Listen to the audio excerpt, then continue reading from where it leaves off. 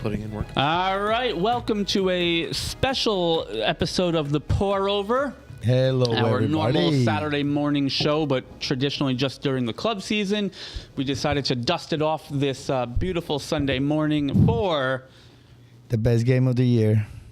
The World Cup Out of the finals. 4 years. Arsenal lost the Champions League final in June. Best game ever played. Shots fired. It's all right. They were still playing soccer while Milan was on the beach. Oh, yeah. Oh. Milan's been on the beach since February. They were chilling. But yes, we're going to do this will not be, re-recorded and spread out to Spotify and YouTube, or Spotify and Apple Podcasts, rather. This will be on YouTube. I just wanted to, catch up with you guys, kind of take the World Cup full circle here and do one last morning podcast for the World Cup. So, first of all, welcome. How was everyone's week and the semis and everything leading up to it? What have you been up to? Now chilling, getting ready for the end of the World Cup. Happy belated birthday to Diego. Thank you, sir. So, He just turned 31. Yes, sir. No, 21, sir. I'm sorry. So but 21 no, plus 31, you can't rent a car now. No. Yeah, that's awesome. It was, you know what? It was a great weekend because it's like all the celebrations in my family put together. Yeah. Mine, my wife's birthday, our anniversary. So we just throw all that out of the window in 1 week and we get done for the year. It's all good. But it was great. Plus, it always It makes it easier. You don't forget anything. Christmas, birthdays, holidays. Everything gets out. everything Yeah, in one just week. throw it all in there. I love it. Plus, it is always the end of the World Cup. Every Yes. 4 years, it always falls in that week as well. Not. So it's gorgeous. Pear, what's going on? Brother, how was everything yesterday? Bear's Good? probably recovering from his drunken stupor last night. I love the singing, your singing voice, my guy. You guys were awesome. Yeah. So, all right. So you had a good week. Yes, beautiful. Nas, what have you been up to? Hell yeah, I'm glad to working hear in that, here boss. with the World Cup. Yeah. That's pretty much it. You've taken up residence this month. Yeah, but it's been a great time. I'm actually sad that it's coming to an end. I'm sad and happy. I look forward to getting back to some sense of like normalcy, normal schedule.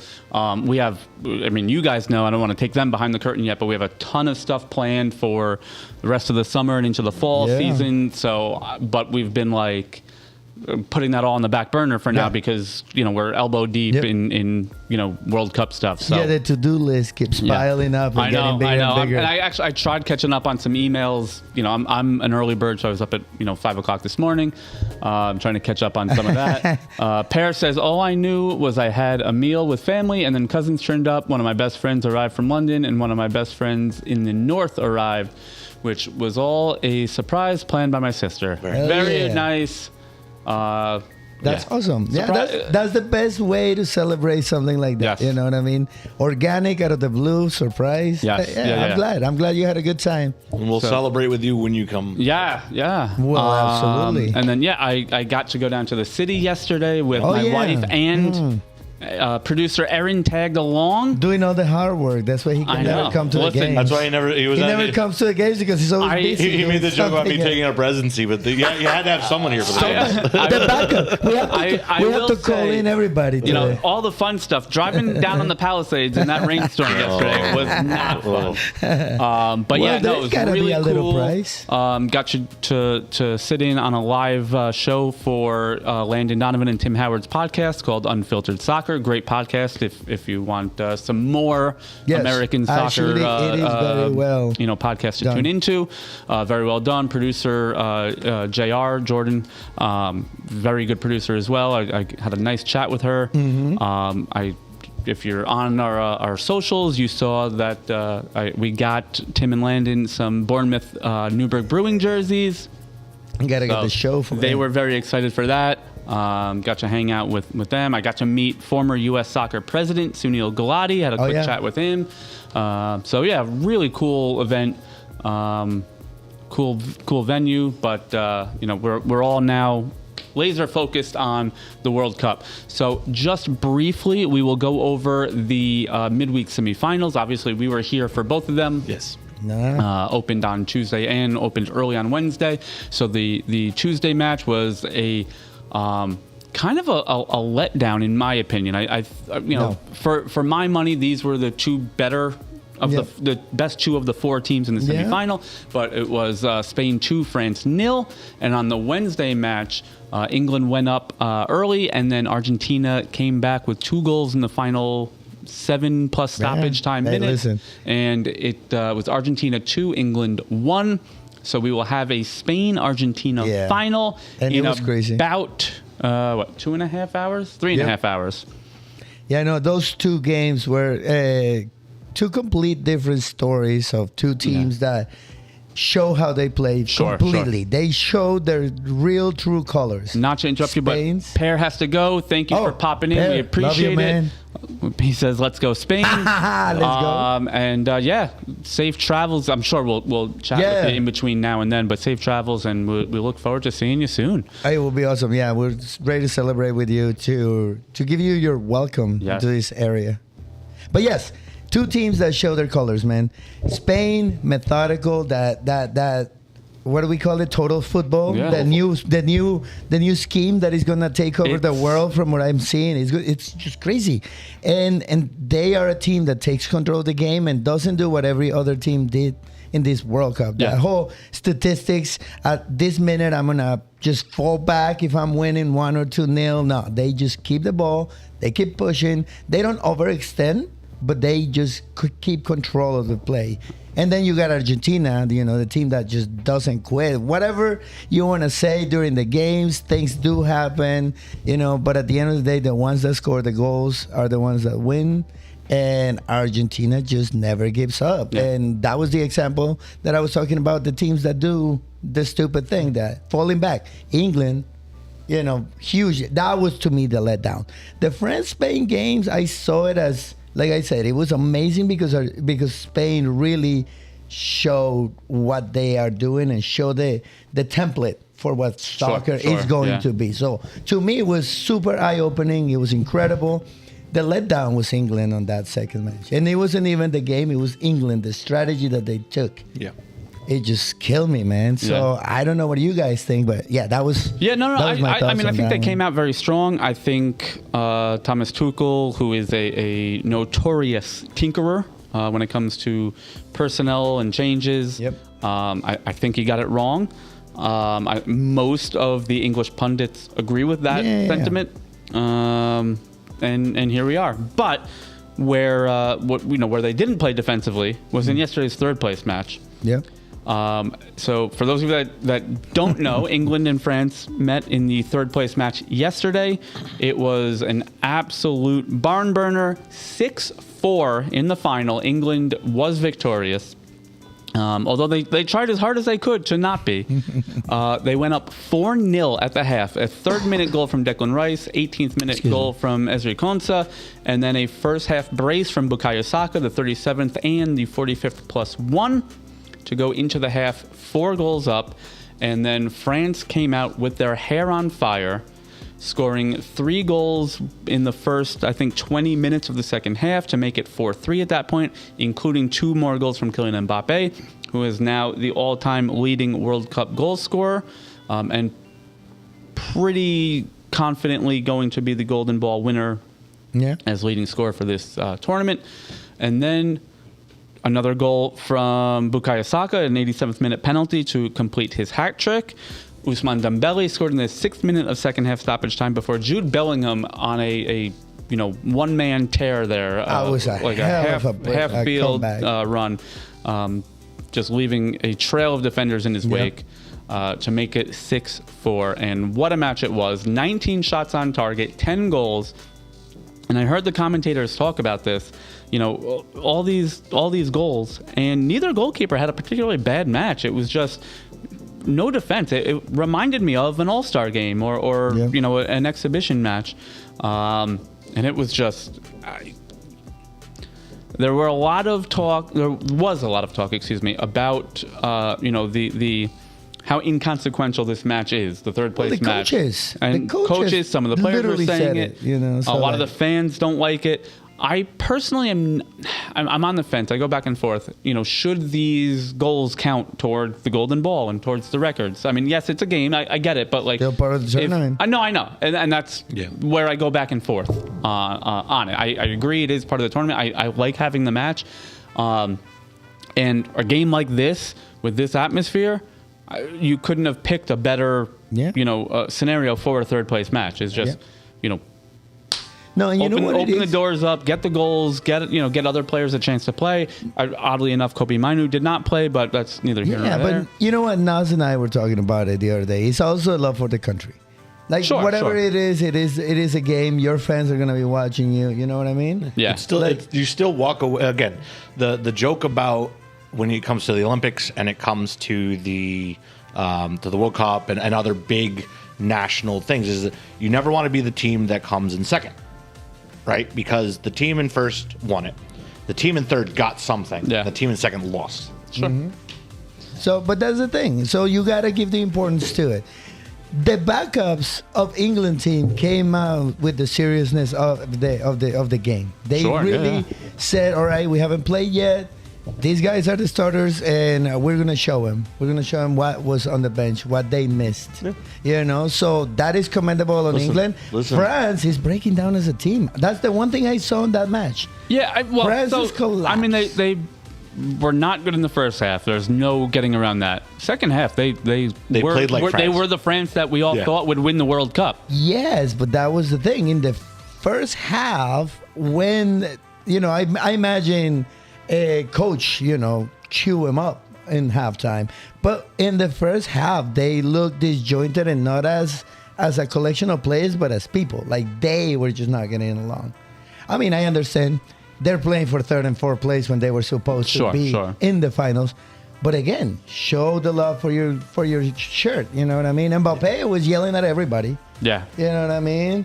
The defense, as you say, they were playing. Both of the defense were playing Matador style, and then the midfield was just lackadaisical. They just did not seem like they care what was happening on the field. Yeah, and that is an extremely poor show for a team that wants to be one of the standards in the world soccer. You know what I mean? Like it's not the way you portray yourself as a superpower in soccer. Like you clearly are. You know what I mean? That's kind of like the thing. All right, well, that will do it for our third place match. We have the big one coming up in a few hours. Argentina and Spain live from New York, New Jersey Stadium in East Rutherford, New Jersey. Or for those of you that are not contractually obligated by FIFA to say that, MetLife Stadium. MetLife Stadium. Yep. All right, so where do we go here? What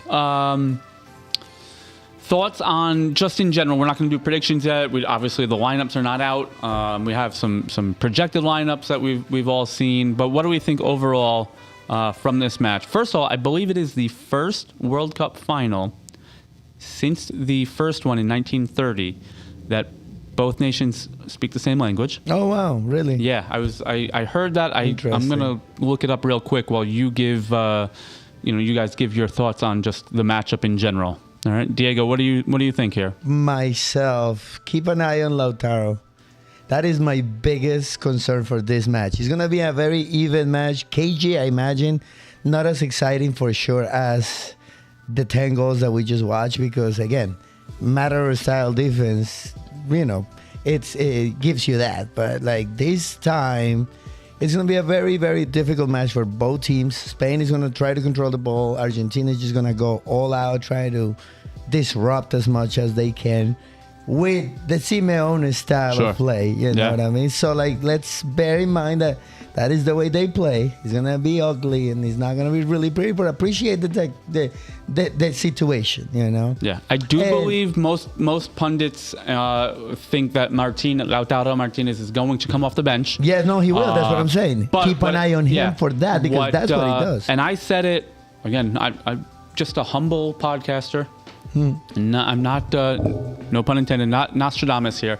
But I did say after he came on late and scored in the quarterfinal, I think that was, I said, watch out now for Argentina because one of the best things that ever could have happened was Lautaro getting on the score sheet and getting that confidence. Yep. And who scored the match winner against England? Well, that's the thing. Lautaro again. That is his job. In the match. In the past 5 years, 6 years, since the Copa America, before the 22 World Cup. Yep. That is being his job. Coming out of the bench at about the 65 to 70th minute, he comes in, he has had plenty of time to analyze the game, gets everybody's positioning, and he just becomes the wild card. Like Messi plays that positionless type soccer, you know what I mean? That he just stands somewhere and people trust it.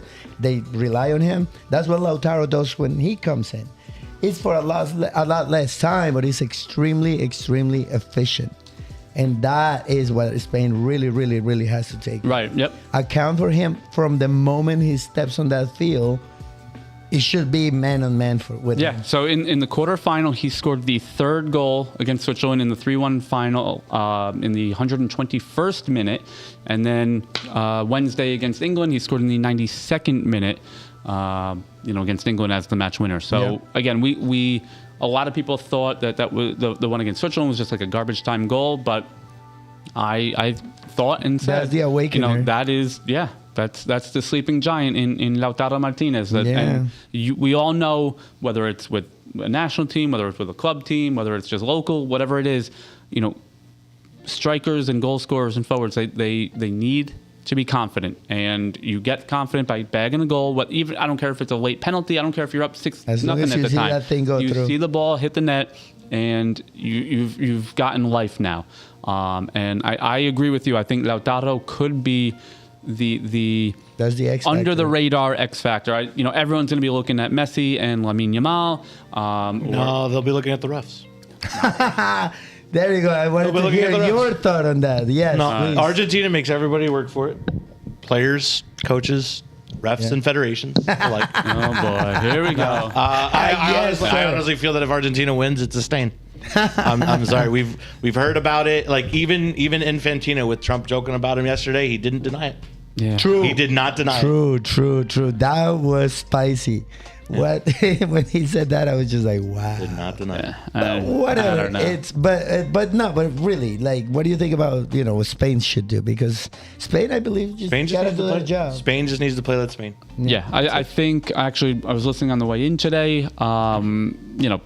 And I think they nailed it. The longer this match stays scoreless, the more it teeters toward Argentina. Yep. Argentina they're not a team that's scared of being down a goal, as we've seen. But also, if you're down 1 or 2 goals against Spain, they're not going to sit back like England did. Yep. They're just going to keep going at you. Pushing. And that is Spain's greatest asset, and probably one of Argentina's biggest weaknesses is piling on the pressure late when you're down that many goals, and Spain will not cower to that. They will be relentless. They're just going to keep playing their game. They've got again, they've only given up 1 goal so far this tournament against Belgium. So and that is the thing. Exactly. They put and the hottest team in the World Cup put 2 shots on goal. Right. Yeah. It's incredible. Yeah. And they do it all over the field. They are, it's a weird combination of like their players are made tiki-taka versus a total football versus like a Jurgen Klopp or Red Bull style gegenpressing, like high press the whole time. So it'll be. There you go. That's Barcelona for you. Well, yeah. I mean, the only difference is they don't have Hansi Flick with the high line here with everyone at half field, but. It helps that they have a lot of young players that can and will just run all over the place. Yep. A team like Argentina, who has a bit more age to their squad, they can't do that. Even if they wanted to do it, even if it was in their playing style, even if they used to do it, they just don't have the legs and the lungs to play like that. Yeah. So.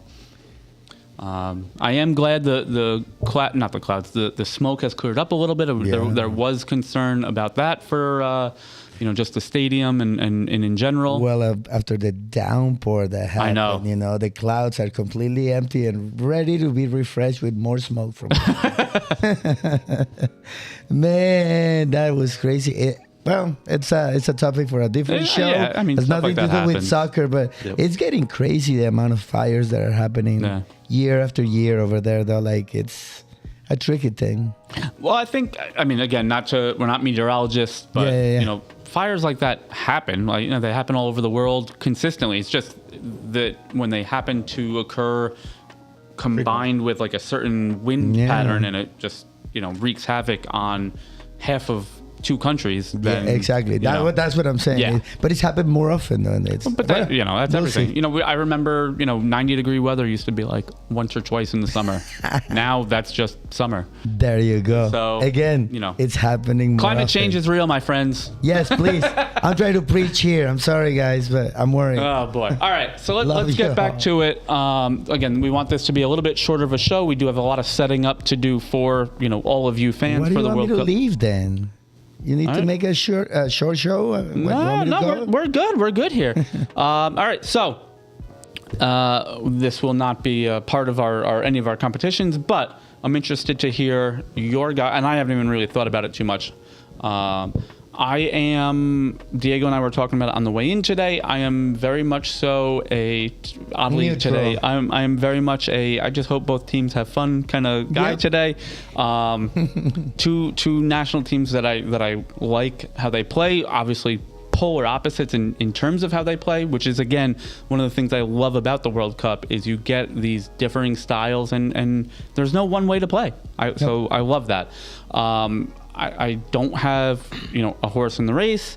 I just want a good competitive final, which quite often does not happen. Usually it's very cagey, very, much so nobody wants to make the first big mistake of the match. So I haven't really thought about an actual prediction, but I'll start with you, Diego, and let's see what we think. Ooh, and the 90 minutes, no? Just 90 minutes? Again, this is not for points or anything like that, so just flying off the seat of our pants here, what do you think? Ooh, out of the spot, I want to say 2-2 on regulation. And then after that, whatever happens. I can't really say anything, but it's going to be a tie after 90. And I want to say 2 goals. 2-2 after 90. Anything else past that is whatever. Nas, what do we think? I know you picked Spain to win the tournament before we started, but I will not hold you to that if you feel any differently as the tournament progresses. Still strong. No, I will. 2-1 Spain. Okay. 2-1. 2-1 Spain. After 90, does it go to extra time? After 90? I don't think it goes to extra time. 90. Ooh. I think it's a 1-1 after 90. I think it's 1-1 after 120. Oh, shoot. And I think Spain takes it in penalties. Debo? They bring on David Raya for penalties. And here we go. Who's been pretty bad at penalties so far? Messi has not been himself on. But they still got Debo. I also don't that know. That man is insane. Yeah, no, I know. But, Unai Simon is no slouch. No. But yeah, there has been 2 goalies in Argentina. Goicoechea and Debo. Bringing it way back. I know. Those were the anti-penalty guys. Who? Yeah, exactly. I'm sorry. So, history time. Dude, in the 1990s. In the 90s, South America was a goalkeeping garden of Eden. Heaven. You had Higuita at Colombia. You had Chilaver in Paraguay. I'm not a big fan of him, but you had Jose Luis Chilaver at Paraguay. You have Goicoechea in Argentina. You had so many. You had 5 well, first you had Tafarel at Brazil, who won the World Cup. Insane. But you also had the free kick guy, Rogerio Ceni. He had like 115 goals in his career as a goalkeeper. Yeah, exactly. There were multiple. But Goicoechea excelled over all that haven by being the anti-penalty guy. And depending on what you think, South America or just Latin America, you also had Jorge Campos, the Mexican legend. So yeah, back in those days, the goalkeeping pool, but he excelled above them about that. And that's where this man, Dibu, is at right now when it comes to like goalkeeping. Like there is, what is the guy that's really good in Europe? I mean, of course, the top. On penalties? Penalties. Yeah, Jan Oblak is very good. You got nothing's coming to mind off the top of my head. But because of the exposure of Dibu when it comes to South American things, that man has a sixth sense. So I do not. If I'm Spain, and you do not. If you're Spain, you do not want penalties. You don't want penalties. I am rooting a little bit more towards Spain, even though there is historical issues there.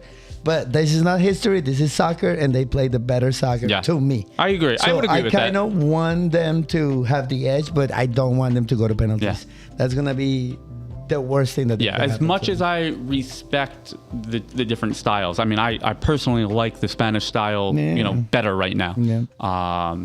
So I would have to, if we're looking just for, progressive football, and I don't mean progressive in terms of attacking more, but just progressive in terms of like where the game is going. Yeah. I think Spain takes it. I think Spain, top to bottom on their squad is better. Oh yeah. Obviously Messi is Messi, and you never know. But let's not forget, McAllister has done a great job this tournament. You have great defensive players. You have Enzo Fernandez is come alive again. Yeah. So it's. You could tell me it's a 4-0 Spain win. You could tell me Argentina wins 4-0. You could tell me it's going to penalties. I would believe any of them. This game is so up and down, different styles, different ages. Lionel Scaloni actually took one of his coaching courses that was directed by Luis de la Fuente, the Spain manager. So even though there are different styles, it's very much a mentor-mentee scenario. It really has a lot of cool story. Obviously, we haven't even talked about it. The Messi Lamine Yamal baby picture. Oh my God, no. That's been talked about enough. It's Messi's passing the torch. Kind of adoptive country in Spain against his native country, Argentina. There are so many great stories. And by the way, while you were talking, I did look it up. Yes, the only time that the same native language was spoken between two World Cup opponents was Argentina-Uruguay in the Argentina was there too. First World Cup. You could, I guess, potentially make a slight argument of Germany, Netherlands in 74. Dutch. I'm sure most of them spoke German at the time, but yeah, really that's about it in terms of common language across both squads. So, oh, wow, that's interesting. Yeah. All right. So, anyone have any parting words? Any one for the road on a random Sunday morning? No. Come over to the brewery. Enjoy the game with us. We're ready to go for you. Grab that, Diego. Yep. We are raffling off a World Cup, official World Cup soccer ball. The first 200 people in the door today will get a commemorative World Cup final watch party patch. I want to start bringing back the old patches that people used to trade. We would trade as kids at tournaments, stuff like that. Okay, that's I love that kind of stuff. So I want something for our fans to be able to commemorate. Coming here not just today, but really all tournament long. You guys have been absolutely incredible. So thank you guys very much. We appreciate it.